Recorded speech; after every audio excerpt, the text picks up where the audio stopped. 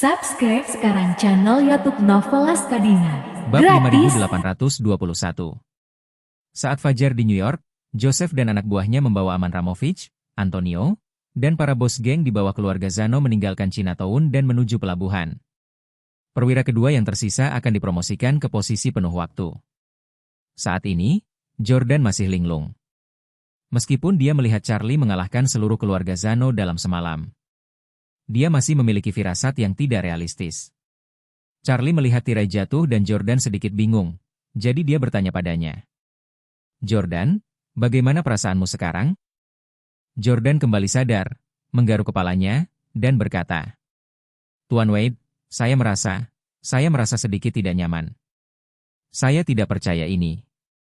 Charlie tersenyum dan berkata, "Kalau begitu kamu harus beradaptasi secepatnya. Karena mulai hari ini, kalian harus segera mengatur ulang kelompok kalian. Meskipun keluarga Zano adalah mafia terbesar di New York, itu bukan satu-satunya tantangan yang akan Anda hadapi di masa depan. Karena kamu telah memilih jalan ini, kamu harus menemukan cara untuk melangkah lebih jauh di jalan ini." Jordan mengangguk berat dan berkata dengan hormat, "Tuan Wade, mulai sekarang, geng Tiongkok akan menemukan cara untuk menghidupi diri mereka sendiri. Dan aku akan menyerahkan keuntungan yang diserahkan oleh geng-geng itu kepadamu setiap bulan." Charlie melambaikan tangannya, sebagian besar uang diperoleh dengan menindas orang biasa. "Dengan uang itu di tangan saya, pada dasarnya tidak ada perbedaan antara saya dan mereka." Setelah mengatakan itu, Charlie tersenyum dan berkata, "Paman Zhong menganggapmu sebagai separuh putranya. Dan kamu dan aku dianggap sebagai kenalan. Karena kamu sudah memilih dan ingin menempuh jalan ini, maka kamu harus menyimpan uang ini dengan aman. Jika kamu ambisius, gunakan uang ini untuk mengembangkan gengmu dan membuka jalan bagi dirimu sendiri. Kalau begitu, ketika usiamu sudah matang, kamu bisa tiba-tiba menjadi pengusaha terkenal. Atau mencalonkan diri saja ke parlemen, jika Anda tidak memiliki ambisi besar dan menabung lebih banyak uang. Kamu akan memiliki cukup makanan dan pakaian dalam hidupmu." Jordan berkata dengan tegas, "Tuan Wade, jangan khawatir. Karena aku telah memilih jalan ini, aku pasti akan berusaha sekuat tenaga." Charlie mengangguk dan berkata, "Tapi ingat, Jordan, meskipun geng-geng di bawah keluarga Zano ini tidak berani melakukan apapun padamu, ini tidak berarti Anda tidak memiliki lawan lain. Dan aku hanya bisa membantumu kali ini. Jika suatu hari lawan yang lebih kuat muncul di New York dan ingin mengambil nyawamu, kau hanya bisa mengandalkan dirimu sendiri. Berusaha sekuat tenaga dan kalahkan lawan, mengerti?" Jordan berkata dengan sungguh-sungguh, "Jangan khawatir, Tuan Wade, saya mengerti." Charlie menatap Darwin, mantan pemimpin geng Tiongkok, dan berkata, "Tuan Ni." Tubuh Darwin bergetar. Ia gemetar dan berkata dengan hormat, "Tuan Wade, apa perintah Anda?" Charlie berkata, "Kamu adalah anggota geng ini, dan kamu tinggal di pecinan. Di sini, Anda mewakili semua orang Tionghoa yang mencari nafkah di pecinan. Jadi, kamu tidak boleh bersikap pengecut lagi di masa depan. Fakta telah membuktikan bahwa dalam industri Anda, kepengecutan tidak dapat menjamin keselamatan. Semakin pengecut kamu, semakin banyak orang yang ingin menunggangimu dan sebagainya." Darwin merasa malu, dia menundukkan kepalanya dan berkata, "Tuan Wade berkata, mulai sekarang, saya akan bekerja sama sepenuhnya dengan saudara Qiang, dan saya tidak akan pernah mempermalukannya." Charlie mengangguk dan berkata dengan sangat serius, "Ketika saya masih kecil, saya juga mendengar cerita tentang perkembangan geng Tiongkok di luar negeri. Pada saat itu, anggota geng Tionghoa berani melawan dengan keras. Dan mereka telah membangun fondasi yang cukup besar di Kanada, Amerika Serikat, dan bahkan Eropa. Namun, saya tidak menyangka bahwa pada abad ke-21, geng-geng Tionghoa di berbagai tempat telah menurun dengan cepat. Banyak yang hilang, dan sisanya yang jatuh sakit hanya bisa bertahan hidup dengan meringkuk di berbagai pecinan. Tahukah Anda mengapa?" Darwin berkata dengan canggung, "Selama bertahun-tahun, Eropa dan Amerika Serikat memang menjadi semakin agresif dalam menindak geng. Dan tingkat persatuan di antara rekan senegara di luar negeri memang lebih buruk dibandingkan dengan tingkat persatuan di antara orang Korea dan Vietnam. Jadi memang secara keseluruhan jauh lebih sulit." Charlie melambaikan tangannya dan berkata dengan serius, "Apa yang kau katakan hanyalah alasan. Menurut saya, alasan mengapa geng Tionghoa perantauan menurun drastis adalah karena mereka kehilangan darah mereka." Setelah mengatakan itu, Charlie berkata lagi, pada abad terakhir, banyak anggota geng Tiongkok yang keluar dari medan perang. Setelah meninggalkan medan perang dan meninggalkan tentara, beberapa orang ingin melihat dunia luar. Jadi mereka melakukan perjalanan. Menyeberangi lautan untuk datang ke sini untuk mencari nafkah. Pada waktu itu, ketika mereka datang ke Eropa dan Amerika Serikat, mereka harus melarikan diri dari kematian dengan menunggangi sampan. Mereka baru saja datang ke sini, jadi mereka tidak takut mati. Di mata mereka, mafia tidak ada apa-apanya. Ketika mereka berdiri di tanah ini, hidup mereka hanya berisi kata-kata. Pandanglah rendah kehidupan dan kematian, dan lakukanlah jika kamu tidak menerimanya.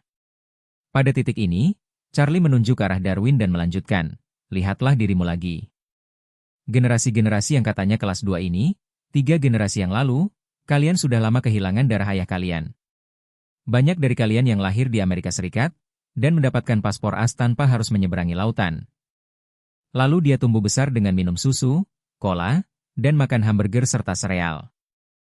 Sekalipun kamu serigala, kamu sudah menjalani hidup sebagai husky. Belum lagi membiarkanmu memiliki darah ayahmu. Sekarang aku memintamu untuk duduk di sampan yang digunakan ayahmu ketika mereka datang dan berjalan di rute mereka lagi. Sayangnya kamu belum naik kapal. Kakimu pasti sudah lemas. Darwin membenamkan kepalanya lebih dalam. Dia tahu Charlie mengatakan kebenaran. Kalau dipikir-pikir lagi, ayahnya pernah ikut serta dalam Perang Barat Daya. Mantan atasannya datang ke Amerika Utara sebelum dia. Setelah menghasilkan uang, dia mengundangnya untuk datang ke Amerika Serikat untuk menghasilkan uang. Saat itu, mereka bersenjata. Pria parubaya dengan bekas luka tembak itu membentuk geng di pecinan dan membuat namanya terkenal di Amerika Serikat dan Kanada.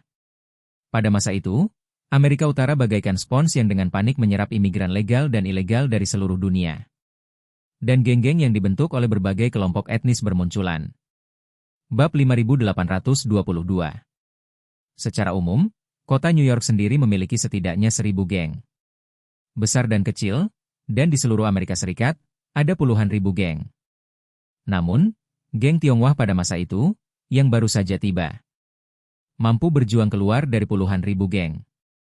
Namun, pada generasi Darwin, semangat berdarah itu sudah hampir menghilang. Maka geng Tionghoa terus kalah dalam berbagai pertikaian geng, terus mundur, dan terus menyusut. Awalnya, mereka secara naif berpikir bahwa setidaknya masih ada benteng pecinan. Tapi siapa yang tahu? Bisa dibayangkan bahwa kekuatan musuh sudah lama sangat luar biasa. Dan beberapa upaya yang berisiko telah mengalahkan mereka. Pada saat ini, Darwin merasa sangat malu. Mengingat ketika ayahnya masih hidup, dia tidak pernah menundukkan kepalanya kepada siapapun. Namun ketika tiba saatnya, meskipun ia mewarisi warisan yang ditinggalkannya, di tangannya, tanah ini dengan cepat hancur. Memikirkan hal ini, dia berkata kepada Charlie dengan mata merah. Tuan Wade, aku bersumpah padamu bahwa aku pasti akan membawa kembali darah geng Tionghoa. Charlie mengangguk sedikit, berdiri, meregangkan badan, dan berkata, saya sudah mengatakan apa yang perlu dikatakan, jadi saya tidak akan menundanya lebih lama lagi. Mulai sekarang, kamu harus menjaga dirimu sendiri. Jika kamu menghadapi masalah di masa depan, kamu hanya bisa mengandalkan dirimu sendiri. Keduanya mengangguk, dan Charlie melanjutkan. Ngomong-ngomong, masih ada satu hal lagi. Kalian harus menahan diri dengan prinsip-prinsip moral dunia. Selalu bersaing dengan yang kuat untuk mendapatkan makanan. Jangan menindas yang lemah, yang dominan, dan jangan merusak alam. Jika suatu hari kalian berdua menjadi seperti orang-orang itu, penuh dengan kejahatan, aku akan datang ke Amerika Serikat lagi untuk membunuhmu dengan tanganku sendiri. Ketika Charlie dan Hogan meninggalkan toko angsa panggang bersama-sama, Hogan melihat kembali ke arah fasad sederhana itu dan mendesah pelan. Mulai sekarang, keahlian memanggang angsa ayahku akan hilang. Charlie bertanya padanya sambil tersenyum. Paman Song, apakah Anda ragu atau keberatan dengan keputusan saya hari ini? Hogan terdiam sejenak dan berkata dengan serius. Tuan, Jordan adalah anak yatim piatu yang saya adopsi, bukan hewan peliharaan. Sejak hari saya mengadopsinya, saya tidak pernah berpikir untuk membuat rencana apapun untuk hidupnya. Dia belajar cara memasak angsa panggang bersamaku, dan baginya, ini bukan niatku. Tapi dia menjalani masa kecil yang sulit, tidak banyak membaca dan tidak punya hati untuk membaca. Dan statusnya sebagai imigran ilegal berarti akan sulit baginya untuk keluar dari Chinatown. Jadi saya mengajarinya cara membuat angsa panggang. Dan setidaknya biarkan dia memiliki kemampuan untuk mencari nafkah. Berbicara tentang hal ini, Hogan menambahkan, apakah dia memilih untuk menjual angsa panggang atau berhenti menjual angsa panggang? Saya menghormati pilihannya, tetapi kesempatan yang diberikan kepadanya oleh tuan muda hari ini terlalu besar. Saya khawatir pengalamannya tidak cukup dan saya tidak bisa memahaminya. Charlie berkata dengan serius. Paman Zhong sebaiknya melihat masalah ini dari sudut pandang yang berbeda. Hogan berkata dengan hormat, Tuan, tolong katakan. Charlie berkata, sebelum kamu dan aku datang, Jordan sudah berada di bawah radar mereka. Dibuli dan sudah dipukuli. Hari ini mereka datang berkunjung. Dan Jordan jelas tidak bisa memberikan $3.000 itu. Jadi jika kami tidak datang, apa yang akan terjadi pada Yordania sekarang? Paling banter, dia akan dipukuli lebih parah. Pemukulan tersebut, dilihat dari kebrutalan para anggota geng tersebut, ada kemungkinan besar bahwa Jordan akan mengalami gejala sisa seumur hidup. Mulai dari cacat hingga kelumpuhan, dan ini hanyalah hasil yang relatif baik. Setelah jeda, Charlie berkata lagi, kalau dipikir-pikir yang terburuk, orang-orang ini sudah mulai membunuh di pecinan. Dan mereka telah membunuh lebih dari 1 atau 2 orang. Jika mereka ingin menggunakan Yordania untuk membunuh ayam dan monyet hari ini. Atau jika Yordania melawan terlalu keras hari ini, setelah mereka mengeluarkan senjatanya. Jordan pasti akan mati hari ini.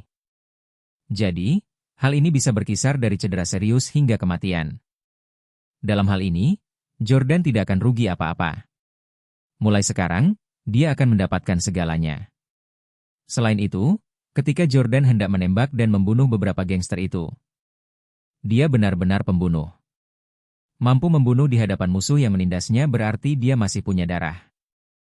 Mengambil jalan ini jelas untuknya. Lebih baik daripada tidak pergi.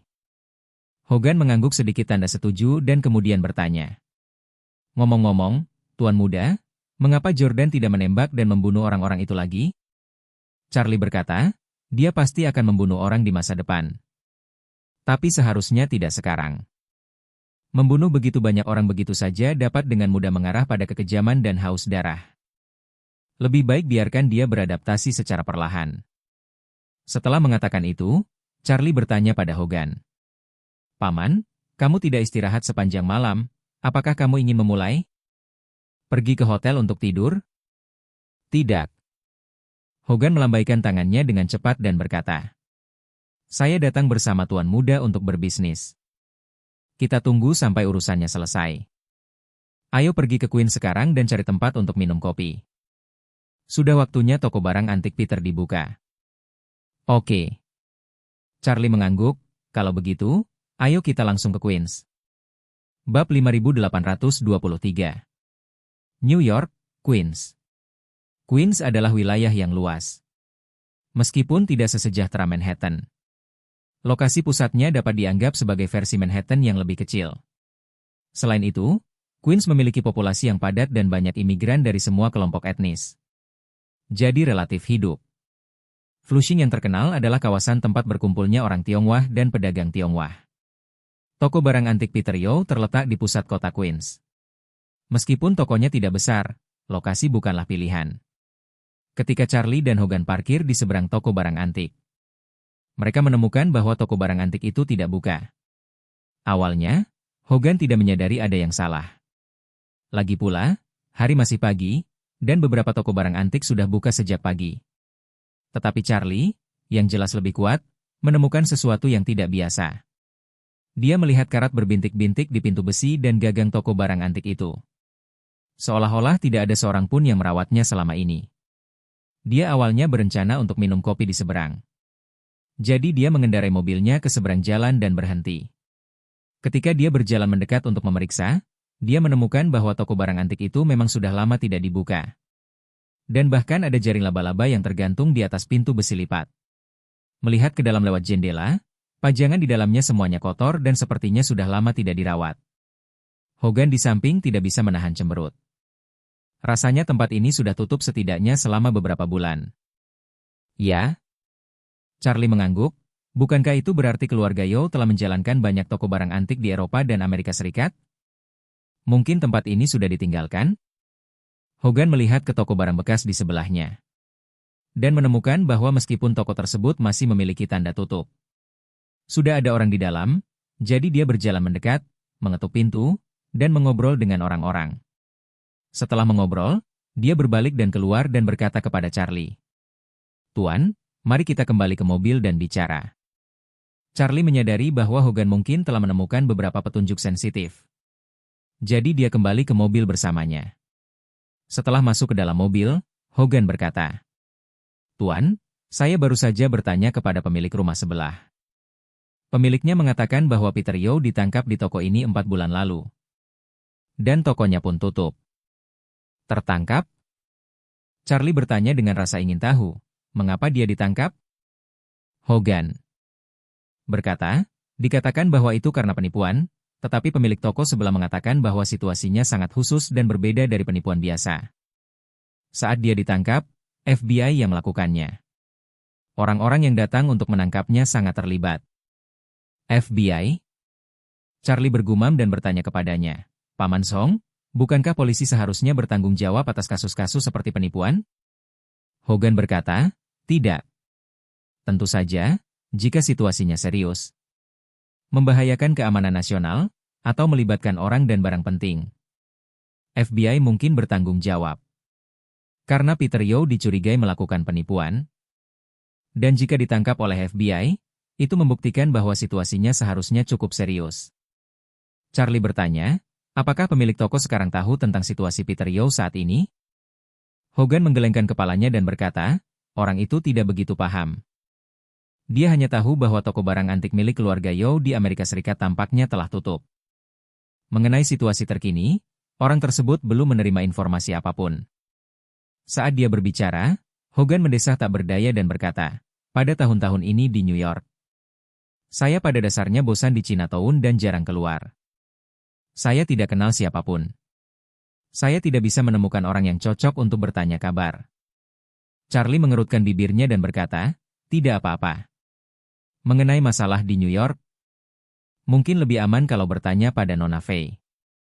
Koneksi dan saluran informasinya jelas jauh lebih baik daripada kita berdua. Setelah mengatakan itu, dia mengeluarkan ponselnya dan menelepon Stella. Telepon berdering 7 atau 8 kali sebelum akhirnya diangkat. Stella bertanya begitu dia membuka mulutnya. Tuan Bai, bagaimana situasi di Atlanta? Charlie menyadari bahwa Stella mungkin tidak dapat berbicara dengan mudah. Dan dia sudah membuat judul yang lengkap. Mungkin karena saat itu dia sedang bersama istrinya. Jadi Charlie bertanya, jika Nona Faye tidak nyaman, kita bisa bicara nanti. Stella berkata, saya sedang mengerjakan sebuah proyek di New York sekarang. Beri aku waktu sebentar. Aku akan menghubungimu kembali dalam 5 menit. Baiklah, jawab Charlie dan menutup telepon. 5 menit kemudian, panggilan telepon Stella datang tepat waktu. Begitu panggilannya masuk, dia berkata dengan hormat. Tuan Wade, saya sedang mendiskusikan rencana dengan Nona Anda. Saya takut dia salah paham. Jadi, aku tidak berani bicara langsung denganmu. Bisakah kau memaafkanku? Charlie tersenyum dan berkata, tidak apa-apa. Kamu lebih perhatian daripada aku. Bagaimana kabarnya akhir-akhir ini? Stella berkata, dia sibuk dengan proyeknya akhir-akhir ini. Karena aku tidak yakin berapa lama kamu membutuhkanku untuk menahannya. Jadi saya berpura-pura menjadi orang sungguhan dan mempercayakan tanggung jawab penuh atas proyek ini kepadanya. Mungkin sedikit melelahkan, tapi dia masih sangat terlibat. Charlie tersenyum. Ia berkata, istri saya masih sangat giat, jauh lebih baik daripada saya. Stella tersenyum kecil dan berkata, Tuan Wade pasti sangat giat. Kalau tidak, dia tidak akan mengizinkanku mengundang istrinya ke New York. Setelah mengatakan itu, Stella dengan cepat bertanya. Ngomong-ngomong, Tuan Wade, apakah Anda ada hubungannya dengan saya? Charlie bersenandung dan berkata, aku ingin kau membantuku mencari tahu tentang seseorang. Stella berkata tanpa berpikir, katakan padaku situasinya dan aku akan segera memulai. Charlie berkata, ada seorang pedagang barang antik bernama Yeo Peter. Konon, Keluarga Yao cukup terkenal dengan barang antiknya di Eropa dan Amerika Serikat. Saya tidak tahu apakah Anda pernah mendengarnya? Stella berkata sambil tersenyum, Peter Yao, keluarganya memang cukup terkenal di kalangan barang antik Tiongkok. Mereka telah lama berkecimpung di dunia barang antik Tiongkok di luar negeri. Dari awal Perang Candu hingga akhir Perang Anti-Jepang. Mereka memperdagangkan banyak barang antik Eropa dan Amerika. Bisnis utama keluarga Peter Yao adalah mengambil barang antik Tiongkok dari luar negeri dan kemudian menjualnya. Beberapa peninggalan budaya yang berharga sering disumbangkan ke Tiongkok secara gratis. Kakek saya dulu sering membeli beberapa dari mereka. Hanya saja dia sudah semakin tua dan jarang bermain dalam beberapa tahun terakhir. Bab 5824. Charlie tersenyum dan berkata, Nona Fei akan menjadi yang terbaik jika dia mengenalnya. Sejujurnya, saya punya beberapa hal yang sangat penting untuk dikonsultasikan dengannya. Namun setelah saya tiba di New York, saya mendapati bahwa toko mereka telah tutup. Dikatakan bahwa dia ditangkap oleh FBI karena dicurigai melakukan penipuan. Aku ingin tahu apakah kamu bisa membantuku memeriksa keberadaannya? Stella berkata dengan heran, Tuan Wade, apakah Anda sudah datang ke New York? Apakah Nyonya tahu? Charlie berkata, saya datang terburu-buru kali ini, dan penyelidikannya agak sensitif. Jadi aku tidak memberitahunya, dan aku memintamu, Nona Fei, untuk merahasiakannya untukku. Stella berkata cepat-cepat, Tuan Wade, jangan khawatir, aku tidak akan memberitahu siapapun. Sambil berbicara, dia menambahkan, Anda baru saja mengatakan bahwa Peter Yao ditangkap. Saya belum pernah mendengar tentang ini. Tapi jangan khawatir. Saya akan meminta seseorang untuk mengumpulkan petunjuk dan memberitahu Anda setelah saya menemukan jawabannya. Oke. Charlie berterima kasih, terima kasih, Nona Fei. Setelah menutup telepon, Charlie berkata kepada Hogan. Paman Song, Nona Fei akan membantu kami memeriksa. Mungkin butuh waktu. Ayo kita ke Shangri-La untuk sarapan, lalu istirahat. Tidak masalah. Hogan mengangguk dan tersenyum. Hanya saja jaraknya dekat dari Shangri-La. Jika pihak Nona Fei maju dengan cepat, beritanya mungkin akan datang dalam waktu kurang dari setengah jam. Atau mungkin kita bisa makan sesuatu di seberang jalan. Asalkan kamu memberiku secangkir kopi, aku tidak perlu tidur seharian. Charlie juga merasa apa yang dikatakannya masuk akal, jadi dia setuju. Mereka berdua tiba di restoran seberang. Memesan makanan dan minum kopi. Sebelum mereka menghabiskan secangkir kopi, Stella menelepon. Begitu panggilan telepon masuk, Stella berkata kepada Charlie. Tuan Wade, saya sudah menemukan apa yang Anda minta saya periksa. Peter Yao memang ditangkap oleh FBI 4 bulan lalu. Dia ditangkap karena menyinggung keluarga Road dan mereka meminta FBI untuk menangkapnya. Charlie mengerutkan kening dan bertanya, keluarga Road? Apakah itu garis keturunan langsung atau garis keturunan kolateral? Saluran langsung. Stella berkata, konon levelnya cukup tinggi. Dia seharusnya menjadi anggota inti keluarga. Charlie bertanya lagi, lalu apa tepatnya yang membuat mereka tersinggung? Apa kau sudah mendengarnya? Tidak. Stella berkata dengan jujur, dikatakan bahwa meskipun FBI menangkapnya, keluarga Road-lah yang menginterogasinya secara pribadi. Ketika Road menginterogasinya, FBI tidak memiliki kualifikasi untuk tetap berada di tempat kejadian.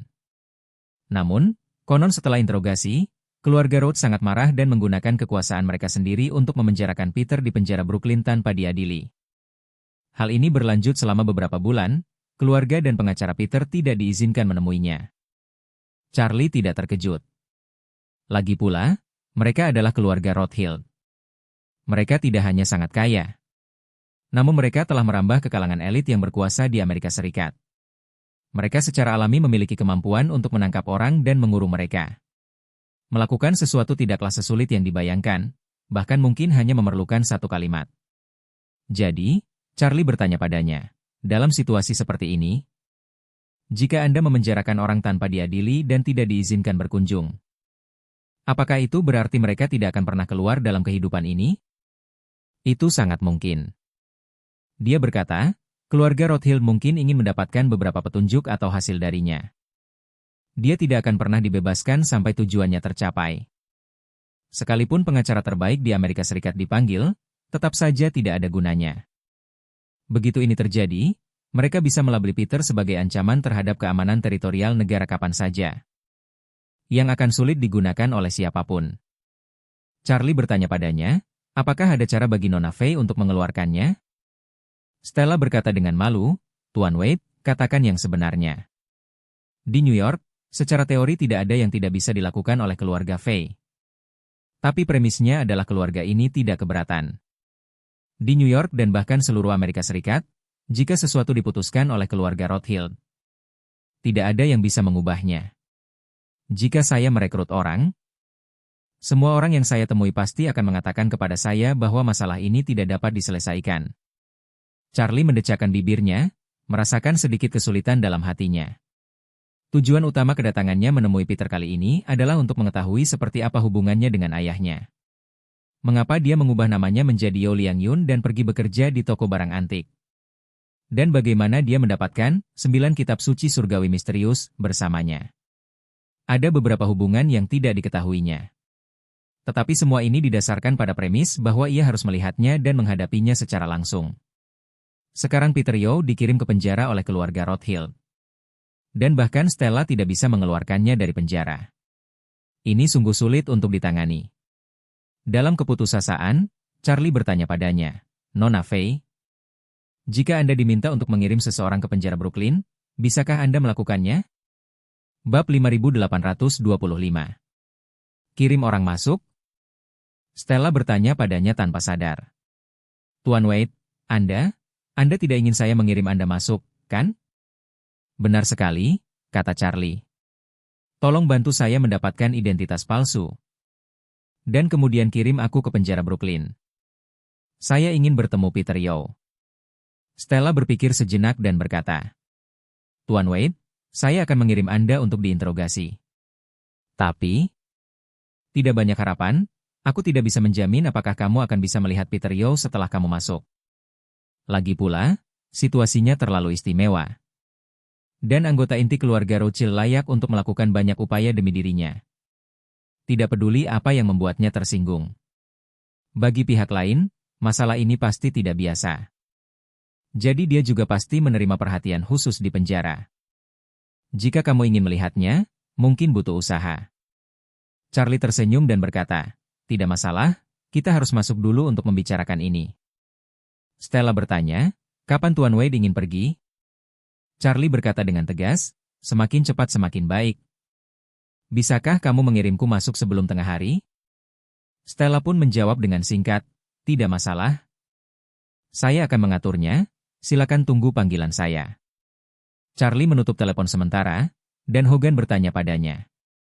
Tuan, apakah Anda berencana pergi ke penjara untuk menemui Peter Yo? Ya.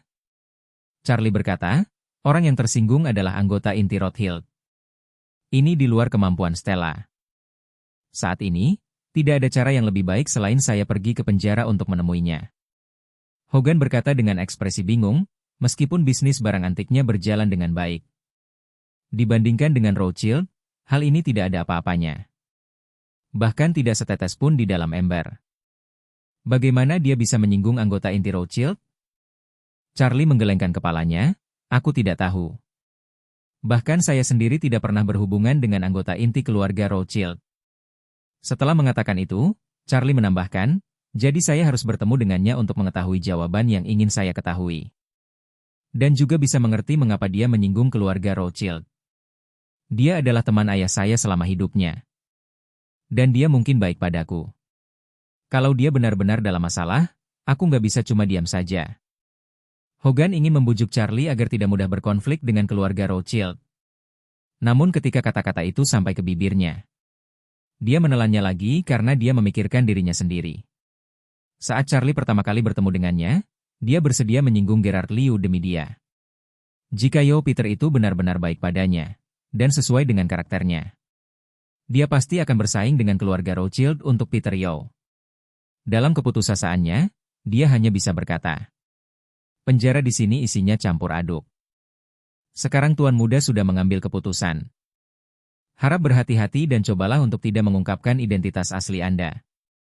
Saat pertama kali Anda berhubungan dengan keluarga Rothschild, Charlie mengangguk dan tersenyum. Paman, jangan khawatir, aku mengetahuinya dengan baik.